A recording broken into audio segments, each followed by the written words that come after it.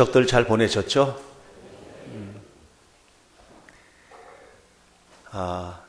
그런 것 같아요. 여러분들의 표정이 추석 잘 보내고 왔다는 표정이십니다.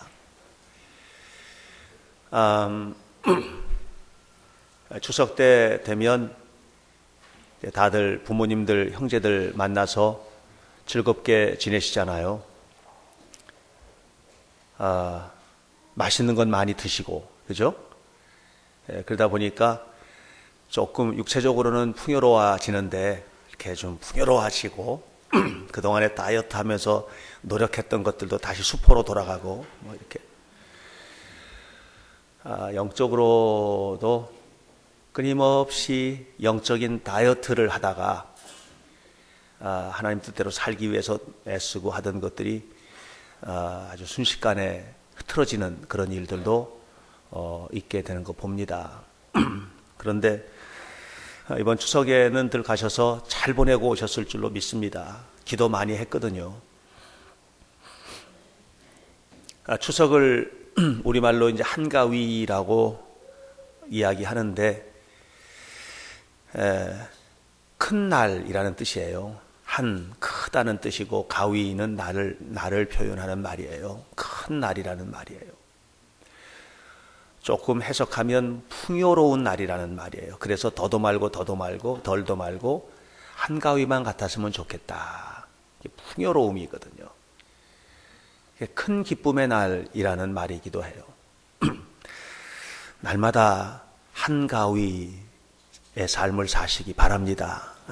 날마다 풍요로우시고 우리 현대교회 성도들 너무나 하나님께서 귀히 여기는 여러분들을 하나님께서 축복하지 않으면 누구를 축복하시겠어요? 여러분들 모두 다 하나님의 복을 누리고 사시기를 바랍니다.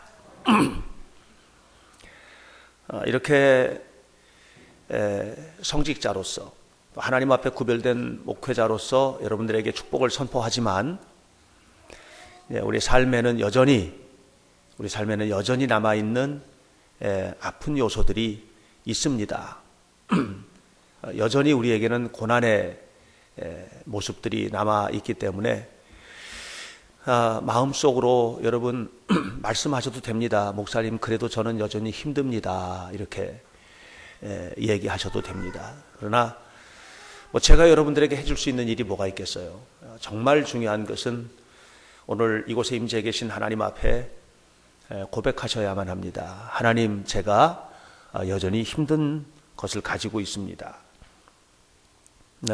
이 힘든 것들 다 물러가게 하시고 하나님의 평화가 우리 마음속에 이루어지게 하시고 이 땅에서도 복을 누리게 하옵소서 하고, 우리가 신앙생활을 할 때 그냥 믿음이 깊어지기만을 위한 것 아니고 우리의 삶의 축복을 위해서도 하나님 앞에 기도하고 헌신하셨으면 좋겠어요. 제가 오래전에 태백에 석탄박물관 간 적 있거든요. 우리 아이들 데리고 가는 프로그램에서 이제 가는데, 거기 가면 지하에서 캐내는 광물과 관련된 여러 가지 것들을 다 볼 수 있는데 다이아몬드도 있어요. 너무 빛나고 영롱한 다이아몬드인데요. 다이아몬드가 그냥 있는 게 아니고 돌덩어리 속에 있는 다이아몬드예요. 다시 말하면 다이아몬드 원석이죠. 원석. 아마 그냥 이렇게 버려져 놔두면 여러분들 지나가다가 모를 거예요. 손톱보다도 작은 다이아몬드인데 그게 돌멩이 속에 묻혀 있는데 뭘 알겠어요. 전문가가 아니면 알지 못하죠. 그런데 그 다이아몬드가 숨겨져 있는 원석 돌멩이들을 다 불순물들을 깨트려서 떨어내고, 그리고 그 안에 있는 다이아몬드를 결정면을 따라서 커트를 한다고 그래요. 전문가가 커트를 하면 그 작은 다이아몬드 하나가 수억 원을 호가하기도 하고요. 알아보지도 못했던 건데 그냥 버려두면 이게 다이아몬드인지 돌덩인지 알지도 못했던 건데, 근데 그것이 수억 원을 호가하기도 하고 보통 작은 눈에 보이지도 않는 작은 다이아몬드 한 톨도 수십만 원에 호가하는 그런 다이아몬드가 되는 겁니다. 여러분들 속에 그게 있다는 얘기하는 거예요, 지금. 여러분들 우리가 별 볼 일 없는 인생인 것 같으지만 또 때로는 버려진 것 같은 인생인 걸로 생각하실 수 있지만 나는 아무것도 아니고 내 존재에 대한 존재감, 존재 가치 이런 것들이 별것 아닌 것처럼 생각되실지 몰라도 여러분 속에 하나님은 하나님의 형상들을 담아 놓으셨어요. 이 하나님의 형상이 드러나고 그리고 우리 안에 하나님께서 주신 탤런트, 달란트라고 하거든요. 다 주셨거든요. 이 달란트들이 개발되고 그리고 이것을 통해서 하나님의 손에 붙잡혀서 하나님께서 커트하시면 하나님께서 불순물들을 떨어내시고 우리 안에 있는 교만, 우리 안에 있는 나쁜 것들, 죄의 요소들 여러분들 한번 툴툴 털어볼까요? 누구에게 손가락질을 합니까? 죄 없는 사람이 어디 있어요? 하나님께서 붙들고 툭툭 털어볼까요? 우린 다 먼지 나는 인생들이거든요. 그런데 그런 죄의 요소들도 다 털어내고 이렇게 하나님의 손에 잡혀서 세련되게 가꿔지면 여러분 여기 앉아 계신 여러분 모두 다 위대한 하나님의 사람이고요. 놀라운 하나님의 축복을 누리게 될 줄로 믿습니다. 모세가 미디안 광야에서 40년 살았잖아요. 왕자로 40년 살다가 살인사건과 연루되어서 미디안 광야로 와서 40년 보내는데 40년 보내는 동안에 그가 난 대단한 40년을 보내고 있어 이런 생각 하룬들 했겠어요? 옛날에 그 화려한 궁궐에서 세계 최강의 이집트 파라오의 아들로 살던 시대를 생각해 보면 얼마나 처참합니까? 정말 별 볼 일 없는 인생으로 좌절감과 열등의식 속에 묻혀 있었지 않았겠습니까? 철저한 실패자죠. 그런데 그 실패자라고 하는 모세의 삶 속에 하나님은 이스라엘의 위대한 영도자라는 다이아몬드를 심어 놓으신 거예요. 그리고 40년 동안에 그가 가지고 있었던 모든 나쁜 요소들을 다 떨어내셨어요. 그리고 마지막에 빛나는 다이아몬드와 같은 축복된 사람으로 세워주신 겁니다. 그래서 오늘까지 우리가 모세를 위대한 하나님의 사람으로 존중하는 거예요. 너무 많아요. 우리 주변에는 그런 사람들이 너무 많아요. 이루 여기서 이야기하다 보면 1시간, 2시간이 부족할 정도로 제 주변에 우리가 알고 있는 사람들 중에서도 너무나 많은 사람들이에요. 사랑하는 여러분, 결국 오늘 우리에게 중요한 것은 뭐냐면 내가 지금 가지고 있는 현장의 모습, 내가 지금 살고 있는 삶의 현장의 모습이 아니고 나를 통해서 이루실 하나님의 위대한 가치 창조를 마음속에 기억하고 살 수 있다면 그러면 축복이죠. 이걸 우리는 믿음으로 사는 것이다 이렇게 얘기하는 거예요. 믿음으로 사는 사람들이 우리는. 그래서 믿음으로 의롭게 여겨지기도 하지만 의롭게 되는 것도 믿음으로 되는 것이지만 복을 받는 것도 믿음으로 받는 거예요. 하나님을 믿고 믿음으로 하나님 앞에 맡길 때 하나님께서 열어주시는 복을 우리가 누리게 되는 것입니다. 하나님이 그렇게 모세도 다듬으시고 요셉도 다듬으셨잖아요. 아브라함도 다듬으시고 또 아브라함의 아내 사라도 다듬어 주셨잖아요. 하나님의 손길을 거쳐서 거룩하게 다듬어진 사람치고 빛나는 영롱한 축복을 받지 못한 사람이 어디 있느냐 말입니다. 그러니까 우리도 그 반열에 속한 사람이라는 것을 잊어서는 안 돼요. 여러분 모두가 다 하나님의 빛나는 축복을 누리게 되시기를 바랍니다. 욥기 17장 1절을 보면 욥기 17장 1절에서 욥이 자기 자신을 한탄하는 장면이 나오거든요. 이렇게 얘기합니다. 내가 기운이 다 쇠했고 나의 살아갈 날도 다 됐고 이제는 끝장이 났어. 그러니까 나를 위해서 준비된 것은 무덤밖에 없다. 그렇게 얘기를 했어요. 나의 기운이 쇠하였고 나의 날이 다하였고 무덤이 나를 위하여 예비되었도다. 이렇게 얘기하고 있어요. 욥기 19장을 보면 7절로 9절 쭉 얘기하는데 무슨 얘기하느냐 하면 욥의 삶에 희망이라고 하는 것은 손톱만큼도 보이지 않는 거예요. 욥의 삶에는 희망이라고 하는 것이 보이지 않는 겁니다. 완전히 어둠, 절망 이것으로 꽉 차 있는 거예요. 이것이 욥이 자기 자신이 처해 있는 처지에 대한 평가를 내리는 거예요. 욥이 평가를 내리는데 어떤 평가냐 하면 인간적으로 볼 때 그렇단 거예요. 인간적으로 볼 때에는 내가 지금 이게 사는 거냐? 자, 하루아침에 재산 전부 다 강도당해. 이제 금방 추수할 밀밭이 전부 다 불타 없어져. 내 자식들 10명, 아들 7, 딸 3 두었는데 집이 무너져가지고 전부 다 폭삭 거기서 죽었어. 아내는 너무나 참다 못하고 견디다 못해가지고 그냥 하나님을 욕하고 남편 욕하고 친정 간다고 가버렸지. 지금 이게 내가 사는 것이겠는가? 나를 위해서는 이제는 만약에 하나님이 나를 축복하신다면 그것은 무덤으로 가는 것 이외에는 없지 않겠는가? 이것이 뭐냐면 육신적인 평가죠. 자, 바로 이렇게 육신적인 평가를 욥이 스스로에게 내리고 있는데 여러분 많은 사람들이 고난을 겪을 때 이제 이 평가를 내리는 거예요. 둘러보고 덮어보고 뒤집어보고 살펴보고 아무리 다 털어봐도 희망이 없네. 이게 이제 보통 사람들이 이런 평가를 내리죠. 그런데 욥이 바로 이 육신적인 평가를 내리는 가운데서 그걸 뛰어넘어 가지고 하나를 더 본 거예요. 육신적인 평가는 그런데 내 육신의 삶의 모습 현장은 그런데 하나님은 누구지? 이거죠. 하나님은 누구지? 그렇다면 내가 이렇게 처절하게 죽을 고생을 하고 있고 이제는 뭐 희망이라고는 보이지 않는데 그럼 하나님은 누구야? 이걸 묻는 거예요. 욥기 19장 25절을 보니까 이렇게 말합니다. 하나님은 살아계셔. 이렇게 얘기해요. 하나님은 나의 구속자신데 하나님은 살아계셔. 내가 지금 이렇게 죽을 고생을 하고 있지만 그래도 하나님은 살아계셔. 이 얘기를 하는 거예요. 하나님 살아계심을 믿으십니까? 하나님 살아계심을 믿으시기 바랍니다. 여러분들이 처해 있는 그 처지와 상관없이 하나님 살아계시단 말이에요. 내가 처해 있는 삶의 환경과 상관없이 하나님 살아계시단 말이에요. 하나님 살아계심을 믿으시길 바랍니다.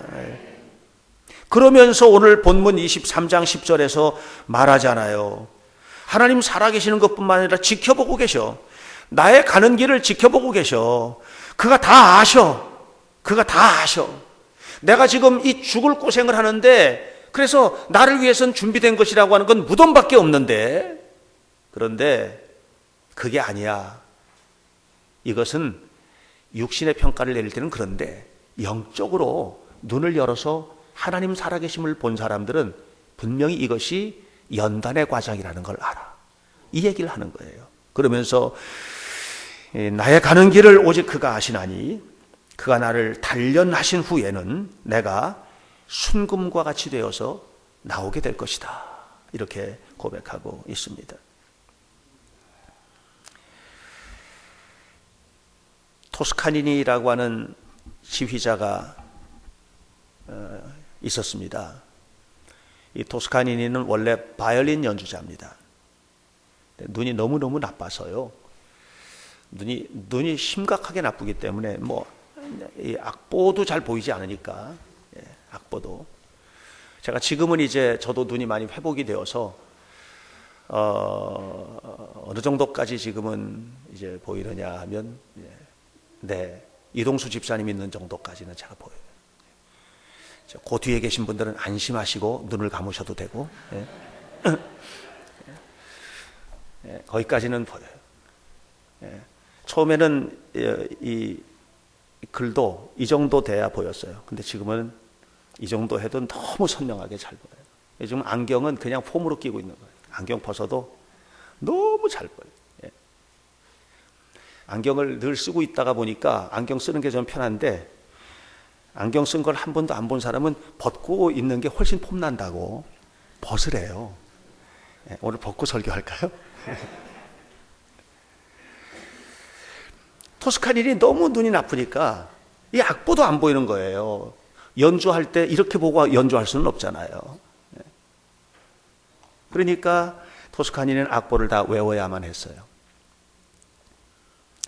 그런데 여러분 잘 아시다시피 관현악이라고 하는 게 우리 관현악단처럼 저렇게 초보일 때는 내 거 악보 보느라고 정신이 없지만 전문가 정도 수준이 되면 남의 악보까지 다 봐야 되잖아요.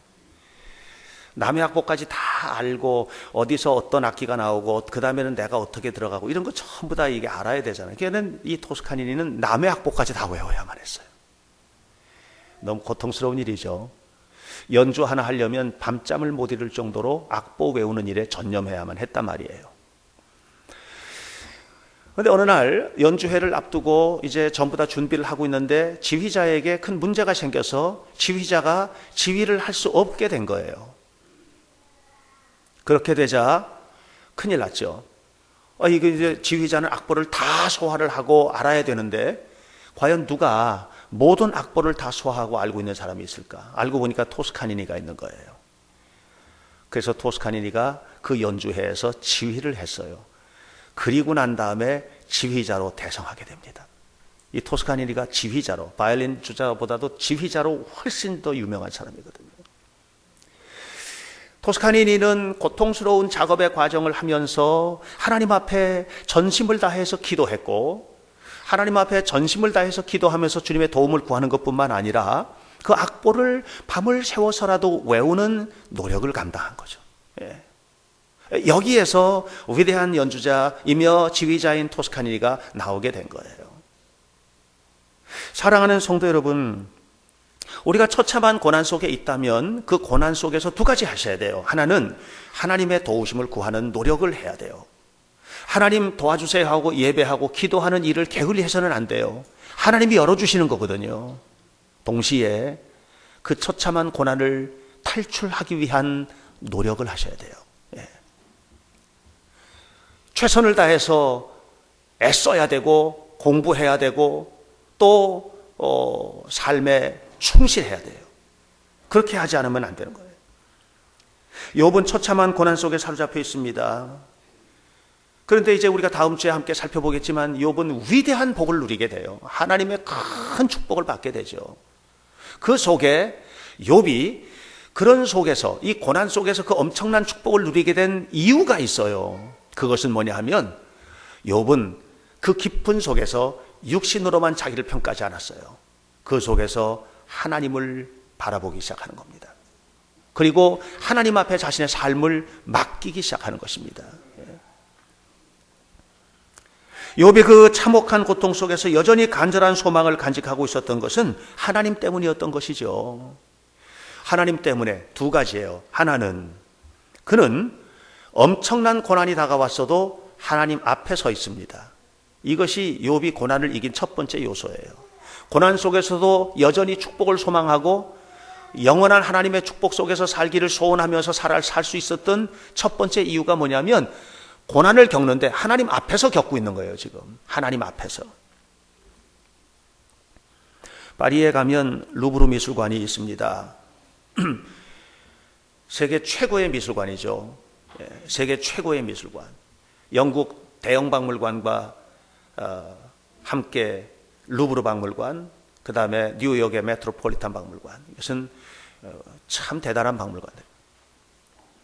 이 루브르 미술관에 들어가 보면 어마어마한 미술품들이 고대로부터 현대까지 쫙 전시되어 있습니다. 특별히 회화실에 들어가면 그림들이 있는데 그 그림들 하나의 크기가 우리 예배당 뒷벽, 저 들어온 아래층 뒷벽만한 그런 크기의 그림들도 즐비합니다. 굉장히 많습니다. 그 어마어마한 규모의 그림들과 또 조각품들이 있는데 그 중에서 오직 하나의 작품에만 사람들이 접근하지 못하도록 펜스를 쳐놨어요. 더 이상 다가가지 못하게끔 멀찌감치 펜스를 쳐놨어요. 그리고 그곳에 가면 엄청나게 많은 사람들이 그 펜스 밖에서 그 그림 하나를 집중해서 바라봅니다. 그 그림의 크기는 가로가 53cm, 세로가 77cm 밖에 안 되는 작은 그림입니다. 오직 그 그림에만 방탄 유리가 장치되어 있습니다. 그것은 모나리자입니다. 이 모나리자라는 이 작품이 그렇게 위대한 작품일 수 있는 이유는 굉장히 다양한 것이 있지만 그 당시 그 모나리자를 그릴 그 당시의 회화 기법상으로 굉장히 충격적인 기법이 동원되어서 그려진 거예요. 그건 뭐냐 하면 사방 어느 곳에 가서 모나리자를 봐도 모나리자하고 시선이 마주치는 거예요.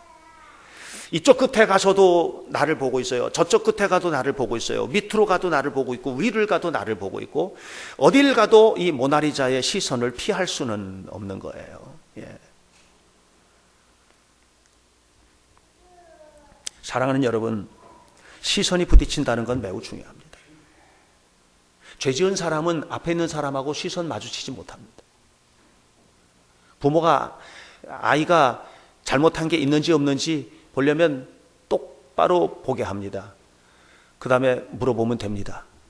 그러면 이렇게 까는 아이는 이건 죄가 있는 거예요. 또 하나, 너무 지나치게 눈을 부릅뜨고 아니라고 하는 것도 뭐가 있는 거예요. 편안하게 시선을 마주칠 수 있는 거 중요하죠. 중요합니다.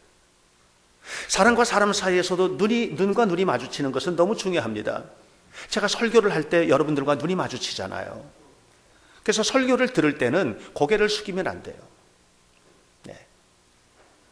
눈을 감고 잠자는 건 더더욱 안 되고 설교를 들을 때는 설교자와 눈이 마주치는 거예요. 그리고 동시에 설교자를 통해서 말씀하시는 하나님과 눈이 마주치는 거죠. 이 건강한 아이 컨택을 하는 거예요. 그렇게 해야 돼요. 그러기 위해서 저도 엄청난 노력을 하죠. 예, 설교 원고를 보지 않고 여러분과 아이 컨택을 해야 되기 때문에 그렇게 하면서 서로 눈을 마주치고, 그러나 우리에게 정말 중요한 것은 뭡니까? 하나님과 눈을 마주치는 거죠. 하나님과 눈을 마주친다는 것은 뭡니까? 그것은 하나님 앞에서 사는 것입니다. 욥은 엄청난 고난을 어마어마한 고난을 지금 겪고 있는데 그 고난이 깊어지면서 23장 10절 앞부분에 그가 나를 바라보고 계신다는 거예요. 지금 내가 가는 길을 그가 아신다는 거예요. 나를 바라보고 계신다는 거예요. 31장 4절에 보니까 뭐라고 그랬냐면 하나님께서 내가 걸어가는 한 걸음 한 걸음을 다 한 걸음, 두 걸음, 세 걸음 하고 카운트하고 계신다. 카운트. 욥은 재산을 다 잃었잖아요. 금도 잃고 은도 잃고 다 잃었잖아요. 그런데 욥에게 남아있는 한 가지가 있었던 거예요. 그건 뭐냐면 하나님이에요. 하나님이 욥의 재산이 되신 거예요. 여러분, 하나님이 여러분의 삶의 재산이 되시기 바랍니다. 엄청난 거죠. 엄청난 거죠. 하나님이 내 삶의 재산이 되시고 하나님이 내 인생의 재산이 되시도록 하나님이 내 삶을 책임져 주시고 내가 걸어가는 한 걸음 한 걸음을 세워주시고 이끌어 주시고 축복하시는 것. 제가 아이폰을 쓰잖아요. 근데 제가 몰랐어요. 아이폰에 만보기가 달려있는 걸 몰랐어요.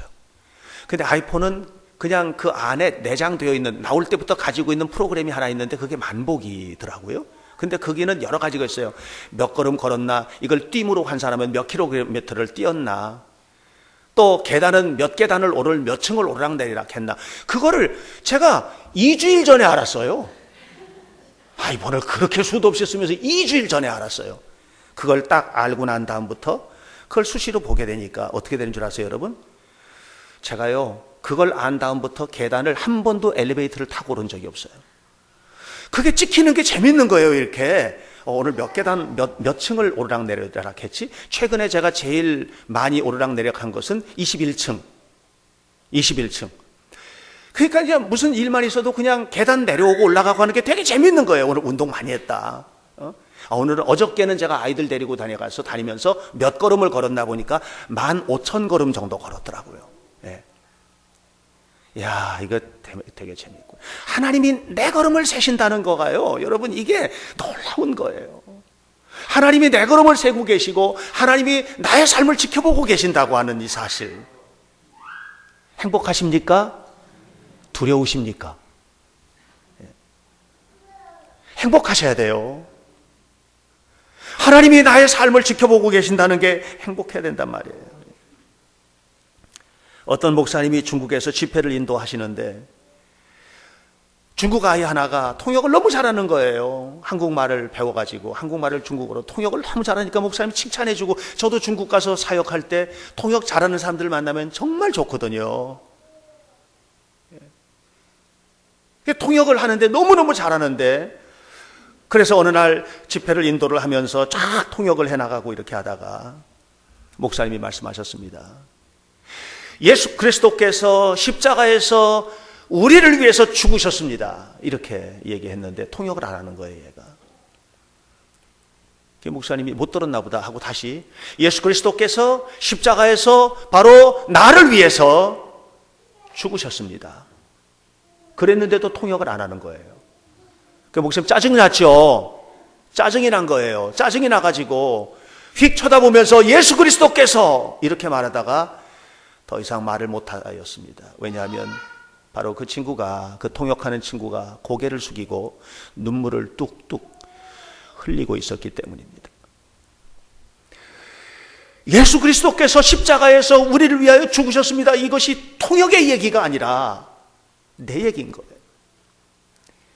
지금 이 통역이, 청년이 통역하기 위해서 옆에 서 있는 것이 아니라 바로 칼보리 십자가 앞에 서 있는 거예요. 하나님 앞에 서 있는 거예요. 하나님과 눈이 마주친 거예요. 예수님 십자가에서 고통스럽게 죽어가신 예수님과 눈이 마주치는 거예요. 욥은 지금 하나님 앞에 서 있습니다. 욥의 친구들이 욥에게 너가 잘못됐기 때문에 고난을 받는 거야. 네가 잘못했으니까 그렇게 힘든 일을 만나는 거야. 하나님이 너에게 벌을 주는 거야. 이렇게 수도 없이 이야기를 했지만 욥은 흔들리지 않죠. 왜 그랬을까요? 지금 욥은 하나님 앞에 서 있는 거예요. 바로 그 하나님 앞에 서 있는 거예요. 그랬기 때문에 욥은 고난 속에서도 희망을 가진 겁니다. 그리고 축복에 대한 기대를 하고 있는 것입니다. 또 한 가지는 욥이 지금 이 엄청난 고난 속에서 여전히 축복에 대한 기대와 소망을 갖고 있는 또 하나의 이유는 뭐냐면 살아온 삶이 부끄럽지 않은 거예요. 내가 지금까지 살아온 삶이 하나님 앞에 부끄럽지 않은 거예요.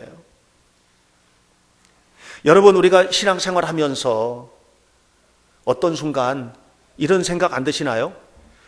지금은 하나님이 눈 감고 계셨으면 좋겠다. 안주영 집사님만 그런가요? 안주영 집사님만 끄떡끄떡 하시는데 거기까지 보인다는 얘기예요. 예. 여러분 어떠세요? 이 순간에는 하나님이 몰랐으면 좋겠다 싶은 순간 없으세요? 엄청난 스트레스죠. 특별히 죄 지을 때, 하나님이 싫어하는 일을 할 때, 여러분 어떠십니까? 하나님이 나를 지금 모든 것을 지켜보신다고 하는 것이 나에게는 어떤 의미인가? 이것이 두려움인가? 아니면 기쁨이고 감사인가? 우리가 한번 생각해 볼 필요가 있어요. 무학교회, 서울 왕십리 무학교회, 저에게는 어린 시절에 추억이 있는 무학국민학교 근처에 있는 교회.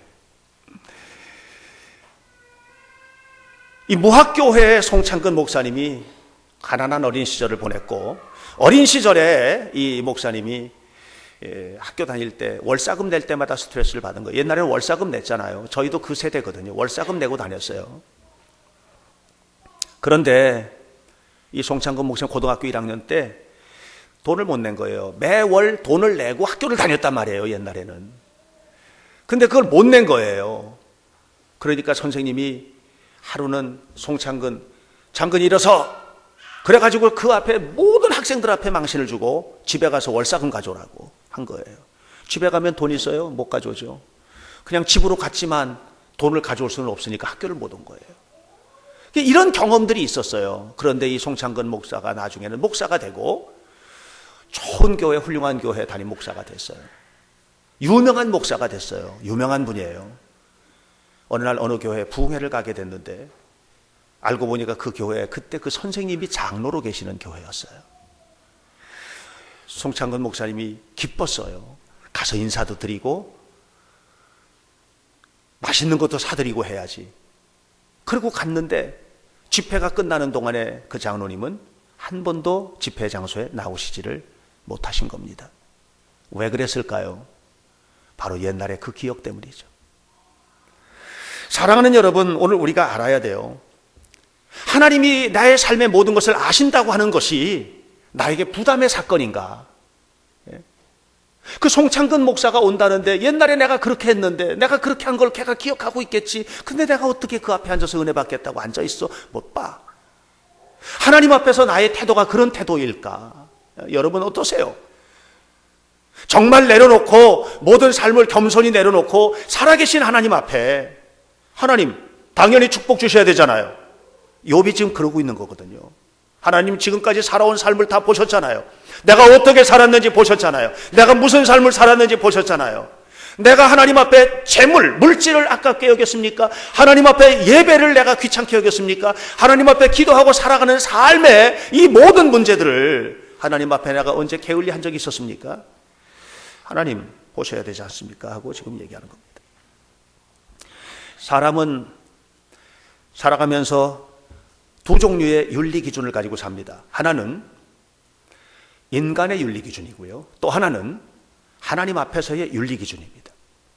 인간적인 윤리 기준은 뭐냐면 안 들키면 절대로 죄가 아닙니다.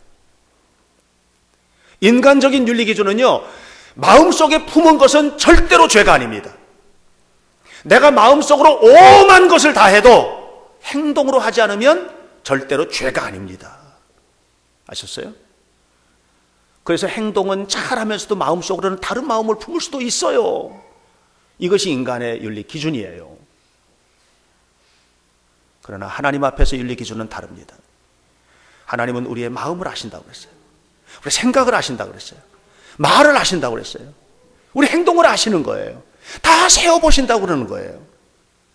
그러니까 우리가 살아가는 모든 삶이 하나님 앞에 섰을 때 아름다울 수 있는데 욥이 지금 말하는 겁니다. 하나님 다 지켜보셨잖아요. 하나님 다 보셨잖아요. 하나님께서 그 얘기 지금 하는 거거든요. 오늘 여러분 성경을 다시 한번 살펴보십시오. 하나님 11절에 내 발이 하나님을 바로 따랐잖아요. 내가 언제 하나님의 길에서 치우친 적이 있었습니까? 내가 하나님의 입술의 명령을 어긴 적이 있었습니까? 하나님 내가 언제 하나님 앞에 죄를 탑쌓듯 싸우면서 살았던 적이 있었나요? 그러니까 하나님 나를 지금 단련하시는 거 내가 압니다. 그러므로 내게 작정하신 것 나를 향한 축복을 14절에 다 이루어 주실 줄 믿습니다. 이렇게 이야기하고 있는 것입니다. 사랑하는 성도 여러분, 말로는 잘할 수 있습니다. 그러나 행동하셔야만 합니다. 제가 어저께 토요일 날 청년 예배를 이끌었습니다. 사도행전이라는 제목으로 제가 청년 예배 설교를 했습니다. 사도행전이라는 말은 무슨 말이냐 하면 사도들이 행동한 것에 대한 기록이라는 말이에요. 이걸 영어로 말하면 act라고 해요. A-C-T-S, act가 뭐냐? act라는 말은 행동이라는 말이 아니고 행동 플러스 행동 플러스 행동 플러스 act 플러스 act 플러스 act 플러스 act 플러스 act, 이것이 act가 되는 거예요. 다시 바꿔 말하면 믿음이라는 건 뭔가 행동의 연속이에요. 우리가 하나님 앞에서 신앙으로 살아가는 행동의 연속인 거예요. 말만 잘하는 거 아닌 거예요. 하나님이 말 잘하는 사람을 축복하지 않아요. 행동하는 사람을 축복하세요. 한 번의 축복으로 끝내지 마세요. 끊임없이 복을 받으셔야 되죠. 그러려면 끊임없이 행동하셔야 돼요. 그래서 액츠의 사람이 돼야 돼요. 한때 한국교회에 액츠 29, 사도행전 29장, 사도행전은 28장까지밖에 없어요. 액츠 29이 뭡니까? 그것은 29장은 없는데 여러분들이 기록하는 사람이 돼야 된다는 얘기하는 거예요. 여러분들, 사랑하는 여러분, 욥은 하나님 앞에서 산 거예요. 행동하고 다 보십시오. 하나님 지금 내가 한 걸음 한 걸음 걸어가는 것도 보시지 않습니까? 다 보십시오. 내가 살고 또 살아왔던 것 다 보십시오. 그러니 이제는 나를 연단하신 후에는 정금처럼 순금처럼 나오게 하시고 하나님 마음속에 작정한 거 있지요. 요셉은 그걸 욥은 꿈꾸고 있는 겁니다. 하나님 내 마음속에, 하나님의 마음속에 작정하고 있는 그것을 내 삶 속에 이루어 주시기를 원합니다 하고 이야기를 하는 겁니다. 두 가지 때문에 이 기대를 갖는 거예요. 하나는 고난 속에서도 하나님 앞에 여전히 서 있는 거예요. 또 하나는 지금까지 살아온 삶을 하나님 보라는 얘기예요. 지금까지 살아온 삶에 자신 없는 분 계십니까? 여러분들에게 제가 희망을 드립니다. 지금부터 자신 있게 사십시오. 그러면 되는 거예요. 사랑하는 성도 여러분, 오늘 욥은 극심한 고난 속에서도 마음속에 진정한 간절한 소원을 품고 있습니다. 그것은 하나님의 회복에 대한 소원입니다. 그리고 이것은 이루어집니다. 욥의 삶 때문입니다. 욥의 믿음 때문입니다. 여러분들도 여러분의 삶과 믿음이 하나님 앞에 온전히 세워지시기를 주님의 이름으로 간절히 축원합니다. 기도하겠습니다. 살아계신 아버지 하나님, 우리 하나님께서 사랑하는 자녀들 기억하여 주셔서 하나님의 소중한 뜻을 저들을 통해서 이루시고 축복하여 주시기를 원합니다. 아버지 하나님, 우리가 하나님 앞에 살아갈 때 욥과 같은 엄청난 고난은 아니어도 우리의 삶 속에 마치 손톱 끝에 박힌 가시처럼, 목구멍에 넘어가다 걸린 가시처럼 우리를 힘들게 하고 우리를 아프게 하는 그런 가시와 같은 요소들이 있습니다. 그러나 그 속에서도 살아계신 하나님을 믿습니다. 하나님께서 인도하심을 믿습니다. 하나님께서 세워주심을 믿습니다. 하나님이 역사하실 줄로 믿습니다. 이제 하나님 우리를 단련하시고 연단하신 후에 순금처럼 되게 하시고 하나님께서 뜻하신 축복을 모든 성도들의 삶 속에 이루어 주옵소서. 예수님 이름으로 기도하옵나이다. 아멘.